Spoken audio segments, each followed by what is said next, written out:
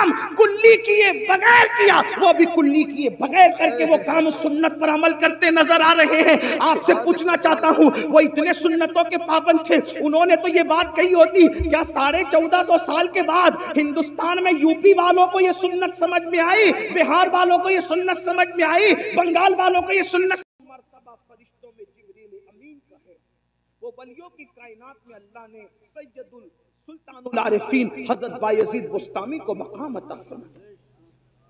جیسے فرشتوں میں جبریل، ویسے ولیوں میں بایزید بستامی۔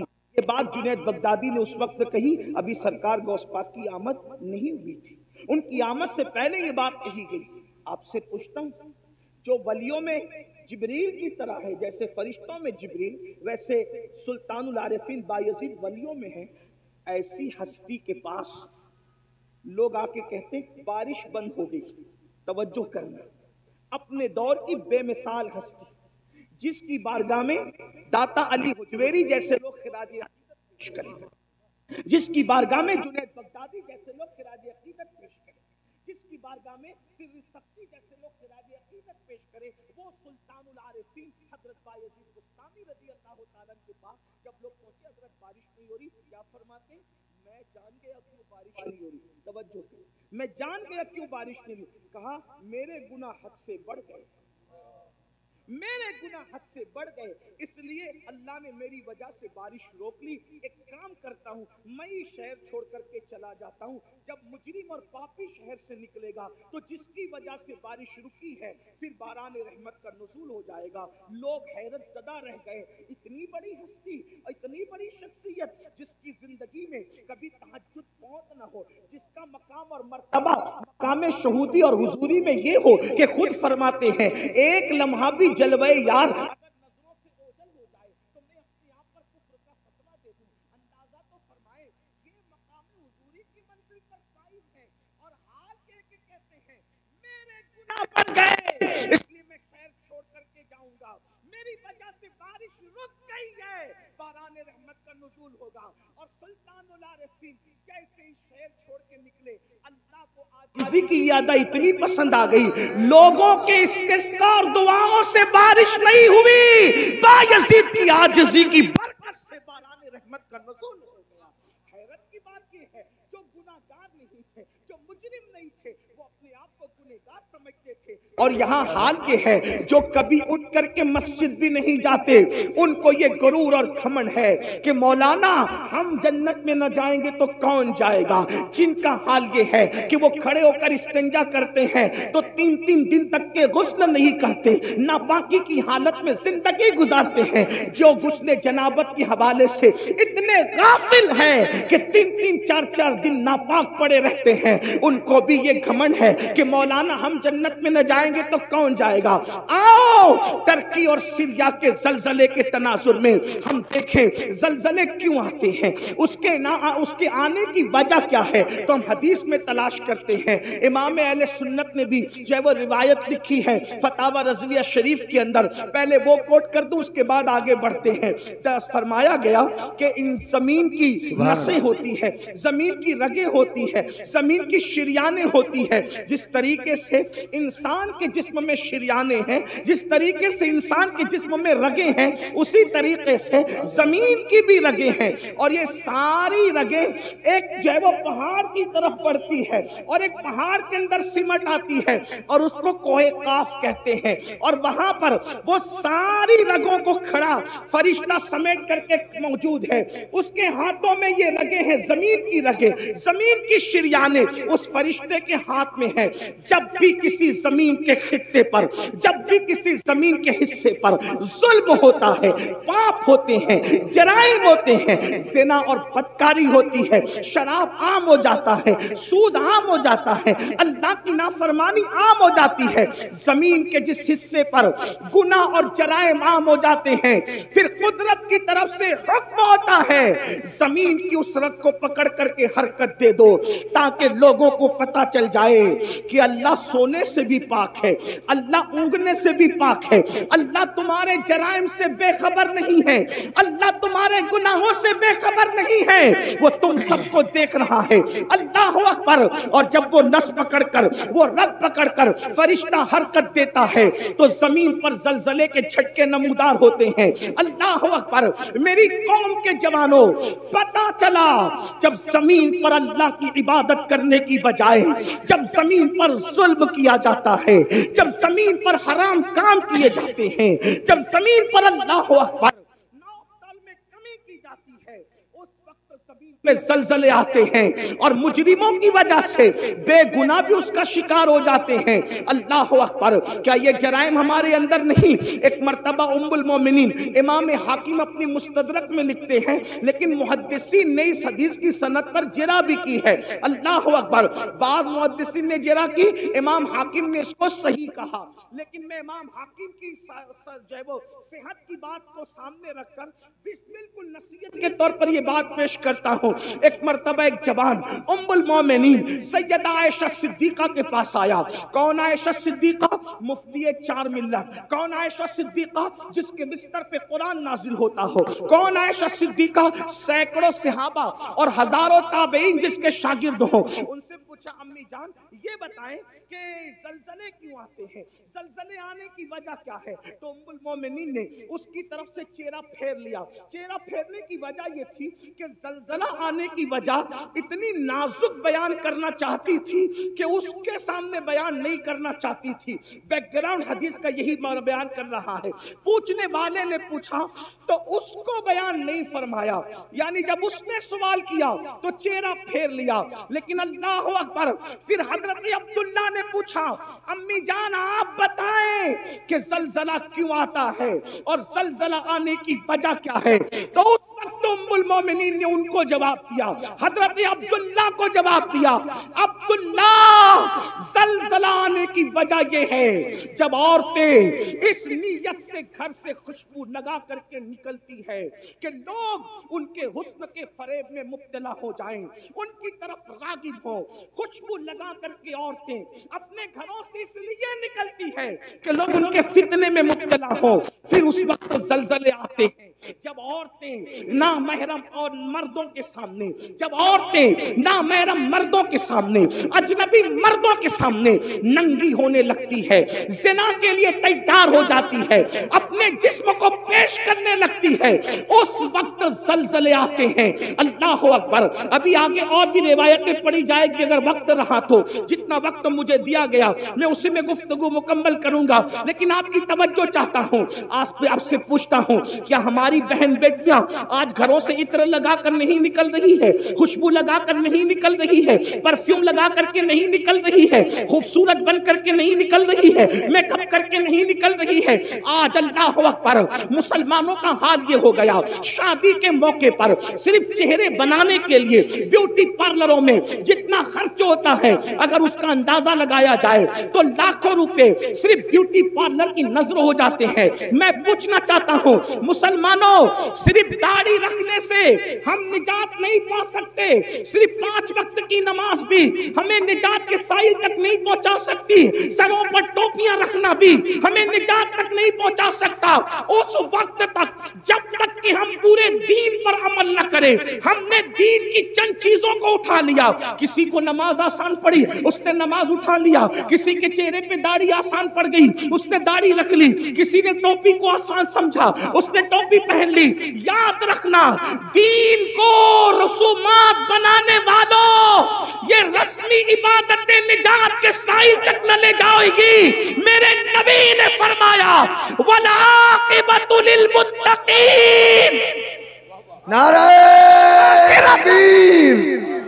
آخرت صرف پرہیزگاروں کے لیے ہے, آخرت متقیوں کے لیے ہے. بلکہ یہاں تک فرمایا جو لوگوں کے سامنے ٹوپیاں پہنے, نمازیں پڑھے, روزے رکھے, نیک عمل کرے, اور جو تنہائی کے اندر پاپ اور گناہ کرے, اللہ ان کی عبادتوں کو ان کے منہ پہ مار دے گا. خدا کو ایسی عبادتوں کی کوئی حاجت نہیں ہے. میرا اللہ حاجت اور ضرورت سے پاک ہے, اسے کسی کی عبادت کی ضرورت نہیں ہے. وہ بے نیاز نیاز ہے۔ مسلمانوں بتاؤ تو صحیح، اللہ اکبر، ہماری بیٹیاں بیوٹی پارلروں میں جائیں، ہماری بیٹیاں خوشبو لگائیں، ہماری بیٹیاں اجنبی مردوں کے سامنے ننگی ہو جائیں۔ اب کچھ لوگ سوچتے ہوں گے کہ یہ مولوی یہ بات کیوں کر رہا ہے کہ بیٹیاں ننگی ہو جائیں۔ میں کہتا ہوں صرف کپڑا اتارنا ہی ننگا پن نہیں ہے۔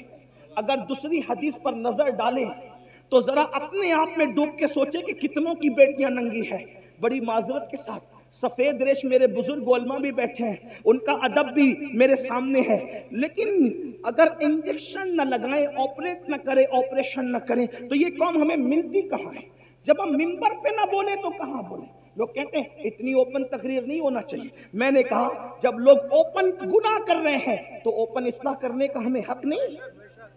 جو قوم گناہ کرنے میں اوپن ہو گئی تو کیا ہم اس قوم کو آئینہ نہیں بتا سکتے؟ اور اللہ نیتوں کو جانتا ہے، فحش بات کرنے کی ہماری عادت نہیں، اللہ نیتوں کو جانتا ہے۔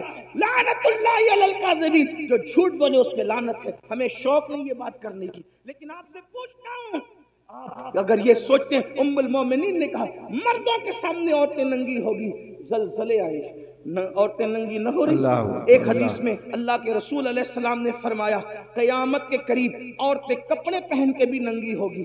تو صحابہ نے پوچھا آقا کپڑے پہن کے ننگی ہونے کا کیا مطلب ہے؟ وہ فرمایا اتنے باریک اور پتلے پتلے کپڑے پہنے گی کہ کپڑے پہن کر بھی ان کا جسم نظر آئے گا، اتنے تنگ اور چست پہنے گی کہ مفہوم ہے کہ جسم کا نشیب و فراز دکھے گا۔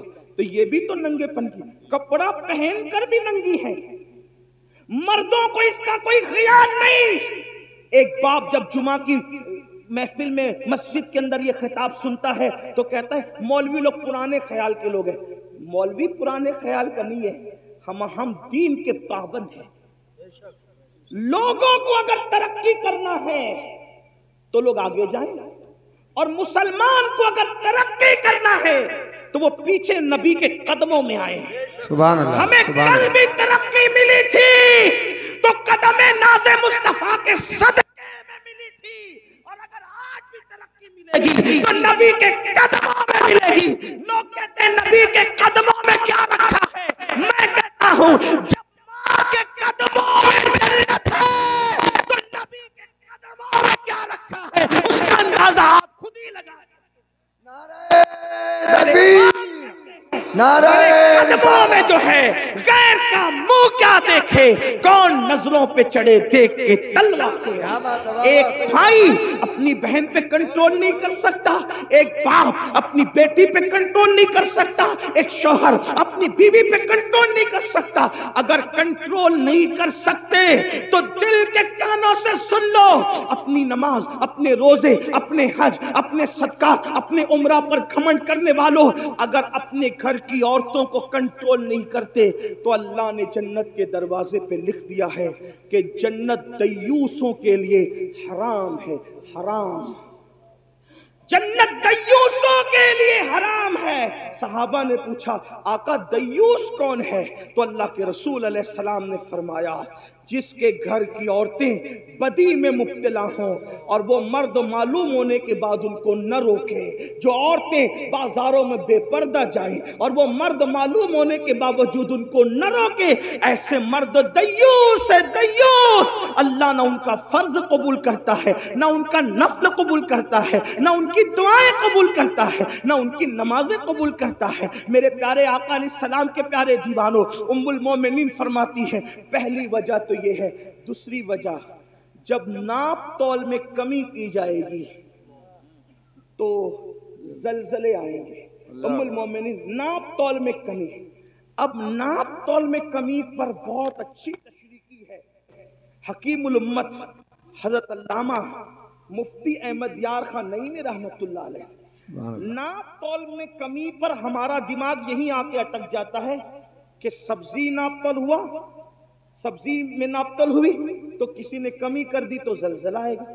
یہ بھی ہے، اس کا تو انکار ہی نہیں، تو سب سمجھ گئے۔ ناپ تول میں کمی کا کیا مطلب؟ اللہ قرآن مقدس میں فرماتا ہے ناپ تول میں کمی نہ کرو، ولا تخسروا المیزان، ناپ تول میں کمی نہ کرو، اس میں خسارہ نہ کرو، اس میں کمی نہ کرو۔ کیا مطلب؟ ناپ تول میں کمی نہ کرنے کے کئی معنی ہے، ایک معنی یہی تو بات ہے، جب غالب اور اقبال کے کلام کے اتنے معنی نکل سکتے ہیں تو پھر مصطفیٰ جان رحمت کی حدیث کے اس کے کتنے معنی نکل سکتے ہیں؟ اسی کو تو میرے امام کہتے ہیں نا، میں نثار تیرے کلام پر ملی یوں تو کس کو زبان نہیں، وہ سخن ہے جس میں سخن نہ ہو، وہ بیان ہے جس کا بیان نہیں، اور فصحا عرب کے بڑے بڑے تیرے آگے یوں ہے دبے لچے، کوئی جانے منہ میں زبان نہیں بلکہ جسم میں جان ہے۔ حدیث کی تشریح ہو رہی ہے حکیم الامت کی زبانی، اور میں اس کو بطور کمی ہوتی ہے تو زلزلے آتے ہیں۔ تو ناپ تول میں کمی کا ایک مطلب تو یہ ہوا کہ ہم سبزی بیچ رہے ہوں، دودھ بیچ رہے ہوں وغیرہ وغیرہ، جو ناپ کے اس میں کمی نہ کریں۔ اب ناپ تول میں کمی کا ایک معنی یہ بھی ہے کہ کسی کا ہم پہ حق نکلتا ہے تو ہم تو اس کو مانگتے ہیں، لیکن جب ہم پر نکلتا ہے تو اس کو نہیں دیتے۔ ناپ تول میں کمی کا ایک مفہوم یہ بھی تو لینا دینا ہے نا، اگرچہ اس کا کوئی دکھنے والا ترازو نہیں ہے، لیکن بہرحال ہمیں دینا تو اس کا حق ہے۔ ہر آدمی حق مانگ رہا ہے، حق دینے والے کتنے ہیں؟ کیا بے شمار سفید لباس پر ہمیں وہ کرسی پہ بیٹھے ہوئے حاجی نمازی نظر نہیں آتے جنہوں نے اپنی بہنوں کا حق مار کر کے رکھا ہے؟ کیا بات، جو اپنی بہنوں کو حصہ نہیں دیتے؟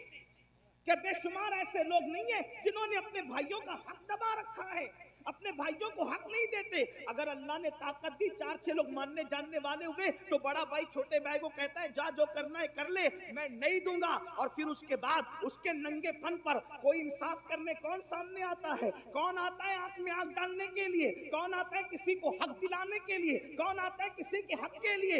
اللہ اکبر۔ بلکہ لوگ کہتے ہیں یار وہ تو ننگا آدمی ہے، وہ تو دادا آدمی ہے، وہ تو بھائی گیری کرتا ہے، اس کے پاس جائیں گے تو یہ ہوگا اور یہ ہوگا اور یہ ہوگا اور یہ ہوگا۔ سن لو، جس وقت حق تلفی کی جا رہی ہو اور پھر لوگ جو حاجی نمازی اور دیندار کہلانے والے کسی کے حق کے لیے اس کے ساتھ کھڑے نہیں ہیں تو وہ بھی تیار ہو جائے اللہ کے عذاب کے لیے۔ یہاں تو جھٹکے ہوں گے اور زمین کے اندر جو ہوگا اس کا انجام کیا ہوگا؟ بڑی معذرت کے ساتھ ایک بات میں آپ کو بتاؤں جس کو فقی ابو اللیث سمرقندی رحمت اللہ علیہ نے اپنی کتاب میں لکھا ہے، ذرا دھیان سے سننا۔ آج ہم ہر سال عمرہ کے لیے جا رہے، اللہ مبارک کرے، حج کے لیے بھی جا رہے ہیں، مسجد کے متولی بھی بن گئے، 50,000 5-5 لاکھ مدرسوں کے اندر بھی، بہت اچھی بات ہے، لیکن بہن کو حصہ نہیں دے رہے ہیں اور بہن بھانجوں سے لڑ رہے ہیں۔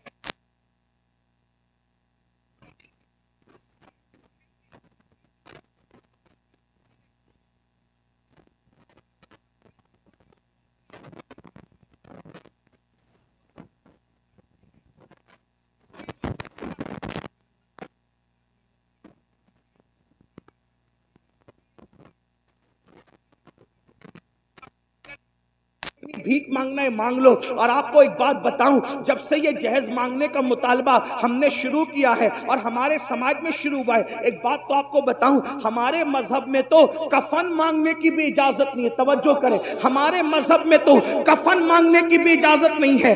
آخر وہ کون سے سنی اور کیسے مسلمان ہے کہ جو جہیز مانگنے کے لیے نکلے ہیں؟ ہمارے مذہب کا حال تو یہ ہے، اگر ایک چادر پرانی گھر میں پڑی ہوئی ہے اور اللہ اکبر باپ مر گیا ہے تو اسلامی غیرت کہتی ہے 3 مسنون کفن کی ضرورت نہیں ہے۔ اگر ایک ہی پرانی چادر تیرے پاس موجود ہے تو اپنی غیرت کا سودا کسی کے دروازے پہ مت کرنا، ایک ہی چادر میں لپیٹ کر غیرت کے ساتھ اپنے باپ کو دفن کر دینا۔ اب بھی تجھے بھیک भीख मांगने की इजाजत नहीं। जिस मजहब में बाप के कफन के लिए भीख मांगने की इजाजत ना हो, एक कपड़ा मौजूद होते हुए, किफायत का कपड़ा मौजूद होते हुए, उस मजहब के अंदर आखिर जहेज मांगने की इजाजत कैसे हो सकती है? उस मजहब के अंदर कार मांगने की इजाजत कैसे हो सकती है? उस मजहब के अंदर अल्लाह अकबर बाइक मांगने की इजाजत कैसे हो सकती है? और याद रखना, आज लोग कहते हैं मौलाना मुसलमानों की बेटियां कैरों के साथ भाग रही है। आज लोग कहते हैं मौलाना मुसलमानों की बेटियां कैरों के साथ भाग रही है, मुसलमानों की बेटियां लॉजों में बिक रही है, मुसलमानों की बेटियां सिग्नलों पे बुर्का पहन के भीख मांग रही है। मैं पूछता हूं,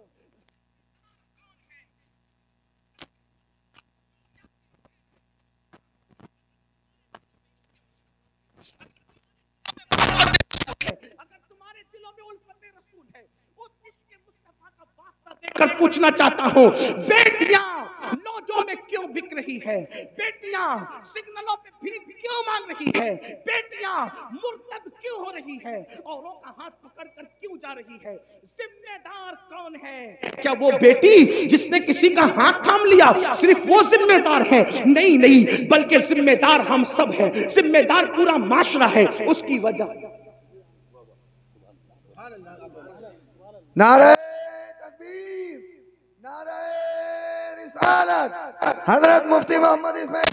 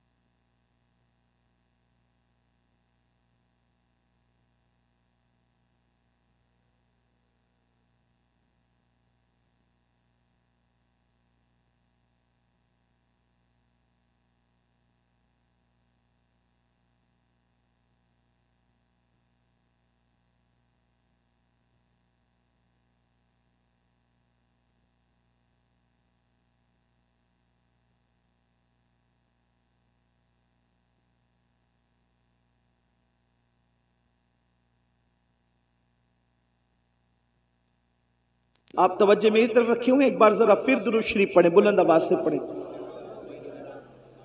अल्लाहुम्मा सल्ली अला सय्यदिना व मौलाना मुहम्मदिन मादिनिल जूदी वल करम व आलिहि व सहबी व बारिक व सल्लिम सलातन व सलामन अलैका या रसूल अल्लाह सल्लल्लाहु अलैहि वसल्लम।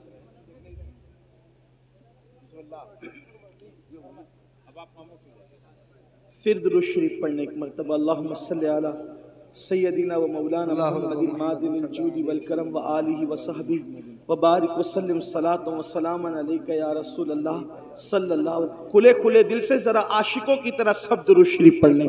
अल्लाहुम्मा सल्ली अला सय्यदिना व मौलाना मुहम्मदिन मादिनिल जूदी वल करम व आलिहि व सहबिही व बारिक व सल्लिम सलातन व सलामन या रसूल अल्लाह जद्दल हसन व सलामन अलैका। तो ये बात हमारे माशरे में होती है कि बेटियां भाग रही, मुर्तद हो रही है, मजहब छोड़ रही है, जिम्मेदार कौन? सिर्फ वो जाने वाली बेटियां जिम्मेदार नहीं है, इसके जिम्मेदार हम भी हैं, क्योंकि हमने शादी के नाम पर इतनी रसूमात को ईजाद कर दिया, इतनी रसूमात को ईजाद किया कि अब हर कसो नाकस के लिए शादी मुमकिन न रही, शादी मुश्किल हो गई। जबकि मेरे और तुम्हारे नबी सल्लल्लाहु अलैहि वसल्लम ने फरमाया, निकाह इतना आसान कर दो कि जिना करना मुश्किल हो जाए। आपकी तवज्जो, जिस नबी के कहने पर कलेमे को तुमने सच्चा माना, हमने सच्चा माना, जिस नबी के कहने पे अल्लाह को एक माना, جس نبی کے کہنے پہ قرآن کو اللہ کی کتاب مانا، جس نبی کے کہنے پر اللہ کا دین اسلام مانا، اسی نبی نے تو یہ بھی فرمایا نا کہ نکاح اتنا آسان کر دو کہ زنا کرنا مشکل ہو جائے۔ آپ سے پوچھتا ہوں، آج ہم نے زنا آسان کیا ہے، نکاح مشکل کیا ہے۔ ایک انسان 1000-2000 روپے میں زنا تو کر سکتا ہے، لیکن 1000-2000 میں نکاح نہیں کر سکتا، جبکہ اللہ کے رسول نے یہ فرمایا نکاح اتنا آسان کرو کہ زنا مشکل ہو جائے۔ ہم نے نکاح کو مشکل کیا، بڑی معذرت کے ساتھ۔ سیرے کی رسم ہے، ہلدی کی رسم ہے، مہندیوں کی رسم ہے، یہ رسم ہے، جہیز کی رسم ہے، وہ رسم ہے، خدا جانے کتنے رسومات کو ایجاد کیا۔ آپ سے پوچھتا ہوں اسلام کا رسومات سے کیا تعلق ہے؟ اللہ اکبر۔ آج یہ میں آپ کو بتاؤں، ہمارے مذہب میں توجہ کرنا، ہمارے مذہب میں نکاح اتنا آسان تھا، نکاح اتنا آسان تھا کہ جنگ کے میدان میں بھی نکاح ہو رہا تھا۔ حیرت کی بات یہ، جنگ کے میدان میں بھی نکاح ہو رہا تھا۔ آپ سے پوچھنا چاہتا ہوں، اور جنگ کے میدان میں جس کا نکاح ہوا وہ کوئی اور ہستی نہیں۔ آپ سوچتے ہوں گے کہ کسی ایرے گہرے کا نکاح جنگ کے میدان میں ارجنٹ ہو گیا، آپ یہ بھی سوچتے ہوں گے، کیونکہ سوچ پر کسی کی پابندی نہیں۔ لیکن میں آپ کو بتانا چاہتا ہوں علماء کی موجودگی میں، اللہ کی کائنات میں جو سب سے بڑی ہستی ہے ان کے برابر کوئی نہیں ہو سکتا۔ موسیٰ و عیسیٰ، داؤد و ابراہیم اور اسماعیل علیہ السلام، یہ سب کے سب جس کے پیچھے مقتدی بن کر کے کھڑے ہیں وہ محمد الرسول اللہ کا نکاح خیبر کے جنگ کے میدان میں ہوتا ہوا نظر آ رہا ہے۔ آپ سے پوچھنا چاہتا ہوں کیا حضرت صفیہ کے ساتھ میدان جنگ کے اندر رسول اللہ کا نکاح نہ ہوا؟ اور پھر اتنی سادگی سے ہوا کہ صحابہ میں اختلاف ہو گیا کہ حضور نے صفیہ سے نکاح کیا یا نہیں کیا۔ علماء جانتے ہیں میں کوئی نئی بات نہیں کر رہا ہوں، لیکن توجہ کرو، سال بھر پہلے سے شادیوں کی رسموں کو رچانے والوں، معراج کے دولہا کا نکاح میدان میں ہو رہا ہے، اور اتنی سادگی سے ہو رہا ہے کہ صحابہ میں اختلاف ہوا نکاح ہوا یا نہیں ہوا۔ تو صحابہ میں سے چند صحابہ نے کہا کیوں بحث کرتے ہو، انتظار کرو، اگر رسول اللہ نے حضرت صفیہ کو پردہ کرا دیا تو سمجھ لینا کہ نکاح ہو گیا، اور اگر پردہ نہیں کرایا تو سمجھنا کہ نکاح نہیں ہوا۔ آپ سے پوچھنا چاہتا ہوں، جب معراج کے دولہا کا نکاح اتنی سادگی سے ہوتا ہے تو تم کون اور تمہاری حیثیت کیا، ہم کون اور ہماری حیثیت کا؟ لیکن ظلم کا برا ہو، مسلمان کو نبی کی سنت کب یاد آتی ہے؟ کب یاد آتی نبی کی سنت؟ مسلمان کو نبی کی سنت اسی وقت یاد آتی ہے جب اس کا اپنا فائدہ ہوتا ہے، مطلب وہ سنت کا نہیں اپنے فائدے کا پابند ہے۔ ایک بات آپ کو بتاؤں، مسلمان کتنی سادگی سے کہتا ہے مولانا جہیز دینا تو سنت ہے نا، رسول اللہ نے اپنی شہزادی کو جہیز دیا، تو جہیز دینا سنت ہے، جب سنت ہے تو دو۔ ہم نے کہا یہ بہت بڑے محققین اور علماء ہیں، میں ایک بات آپ سے کہتا ہوں، ہمت کہہ کے کہتا ہوں، اگر غلطی ہوگی تو ابھی اصلاح ہوگی، اور اگر یہ اصلاح کر دیں گے ابھی کر دیں گے، اگر صحیح کہہ رہا ہوں اور غلط کہہ رہا ہوں تو اصلاح کر دیں گے، صحیح کہہ رہا ہوں تو آپ کو ماننا چاہیے۔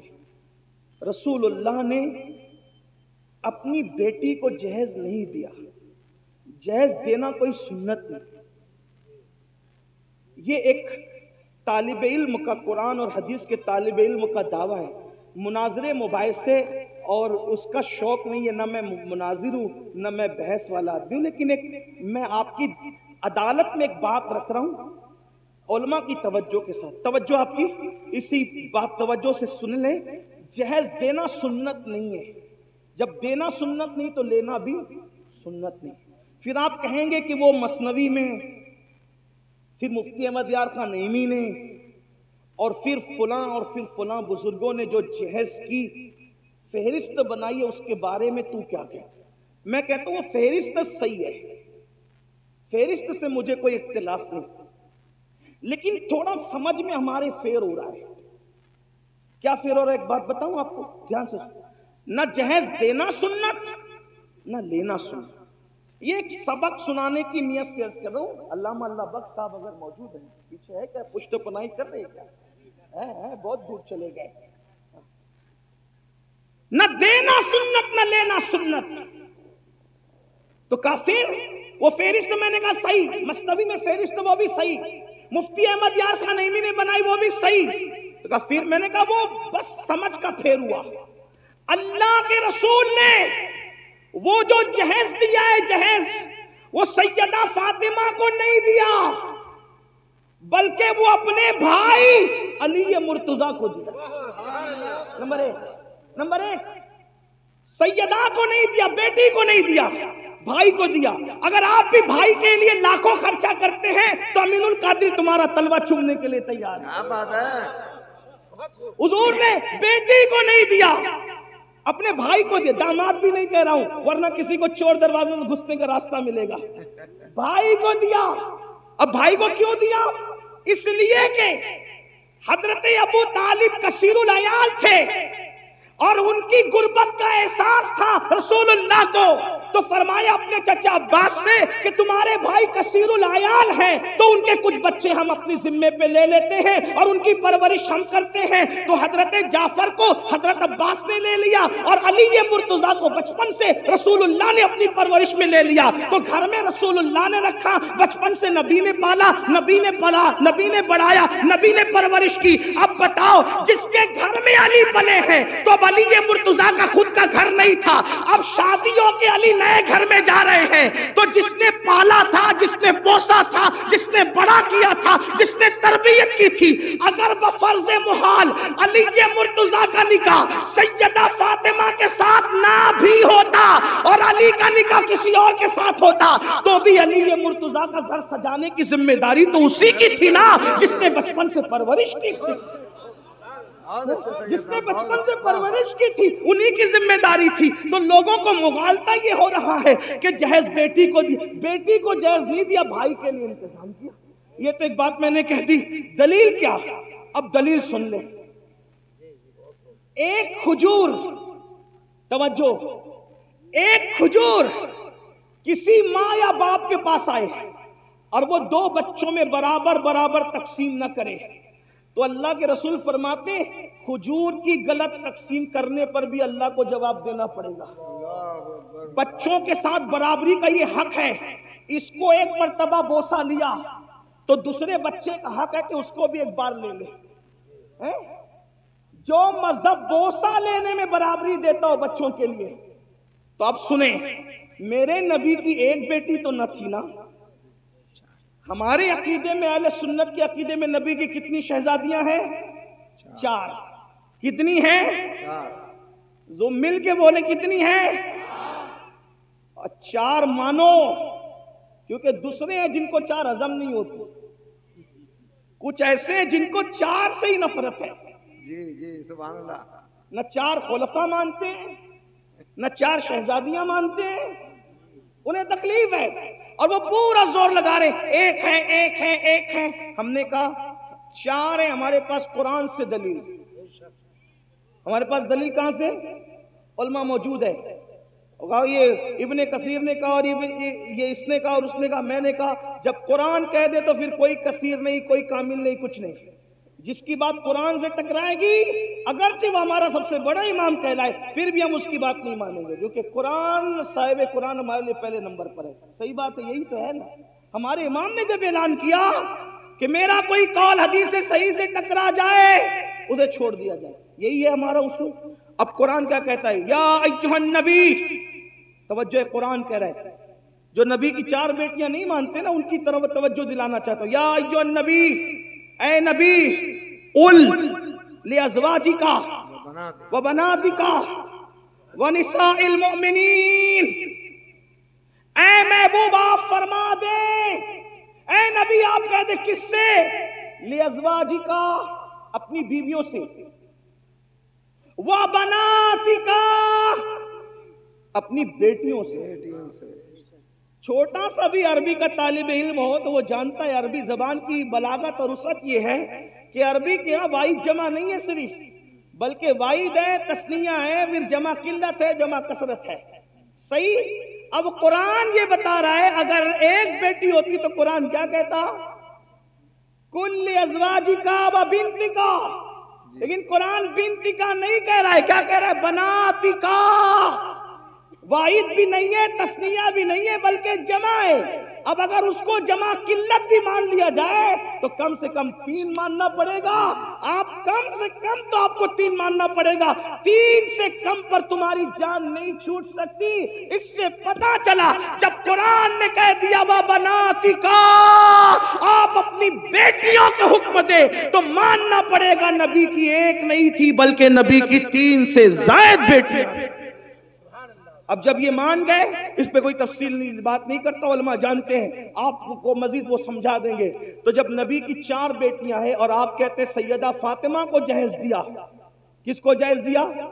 تو آپ کو یہ بھی ماننا پڑے گا سیدہ زینب بنت محمد کو بھی جہیز دیا، آپ کو یہی ماننا پڑے گا سیدہ رقیہ بنت محمد کو بھی جہیز دیا، آپ کو یہ بھی ماننا پڑے گا سیدہ ام کلثوم بنت محمد کو بھی جہیز دیا۔ تو اب اگر آپ سیدہ فاطمہ کا جہیز ثابت کرتے ہو تو آپ کی یہ ذمہ داری ہے کہ حضرت زینب، حضرت رقیہ، ام کلثوم کا بھی جہیز آپ ثابت کر کے بتائیں کہ حضور نے کیسے جہیز دیا۔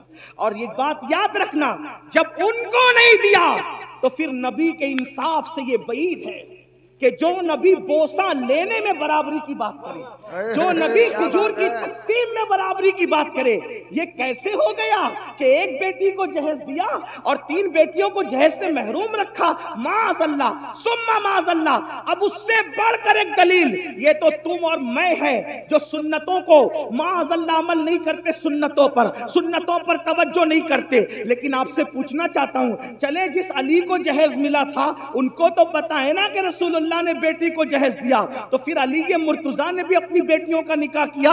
حضرت علی مرتضیٰ کی بھی بیٹی ہے، حضرت زینب بنت علی، حضرت رقیہ بنت علی، حضرت ام کلثوم بنت علی۔ مولا علی کی ایک بیٹی نہیں ہے، مولا کائنات کی تو کم سے کم 7 اور 9 بیٹیاں بتائی جاتی ہے۔ تو جس علی نے نکاح کے وقت اپنے سسر سے جہیز لیا اپنی بیوی کی شکل میں، اپنی بیوی کے جہیز کی شکل میں، تو آپ سے پوچھتا ہوں اس علی مرتضیٰ نے جب جہیز لیا تو اپنی کس بیٹی کی شادی پر انہوں نے جہیز دیا؟ یہ بھی آپ کو ثابت کرنا پڑے گا۔ اور دوسری بات، وہ صدیق اکبر افضل البشر بعد الانبیاء بالتحقیق ابو بکر صدیق، وہ عبداللہ ابن عمر جو مسکرانے کی بھی سنت ترک نہیں کرتے تھے۔ ایک مرتبہ مسکران ایک صحابی، کسی نے پوچھا کیوں ہنس رہے ہو؟ کہا مجھے بھی نہیں پتا کیوں ہنس رہا ہوں، یہاں کھڑے رہ کر میرے یار نے مسکرایا ہے، بس میں بھی مسکرا رہا ہوں۔ حضرت عبداللہ ابن عمر اپنی امامے کے شملے کو درخت سے الجھا رہے ہیں، کسی نے کہا یہ کیا بچپنے کی حرکت ہے؟ وہ فرمایا بچپنے کی حرکت لوگوں کو لگا کرے،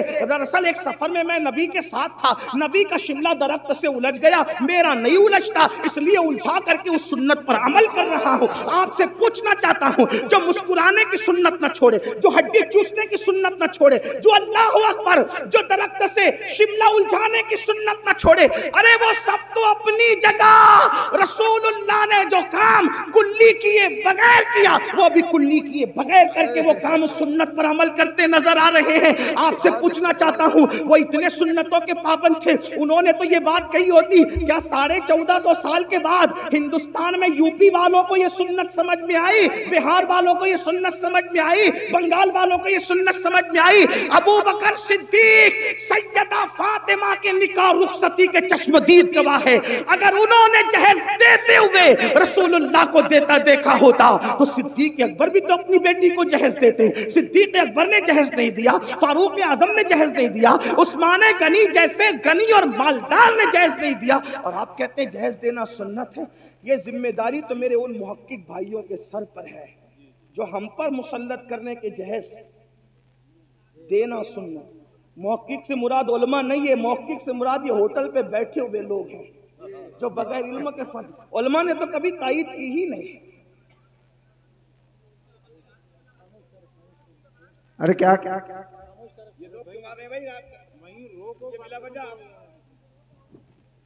علماء نے تو کبھی تائید کی ہی نہیں۔ دراصل یہ سارے خرافات کی تائید نفس کے غلام لوگ کر رہے ہیں۔ میری گزارش ہے آپ سے، اگر قوم کی بچیوں کی آبرو اور عزت سے تھوڑی بھی دلچسپی ہو،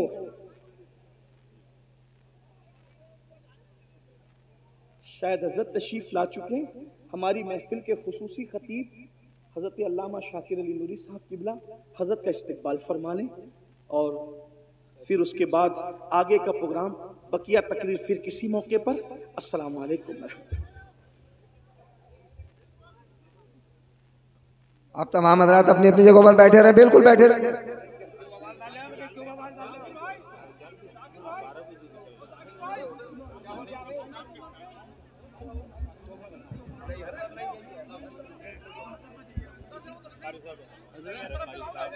حضرات ابھی آپ نے تقریر سنی ہے کہ آپ اپنی جگہ خاموشی سے بیٹھے رہیں.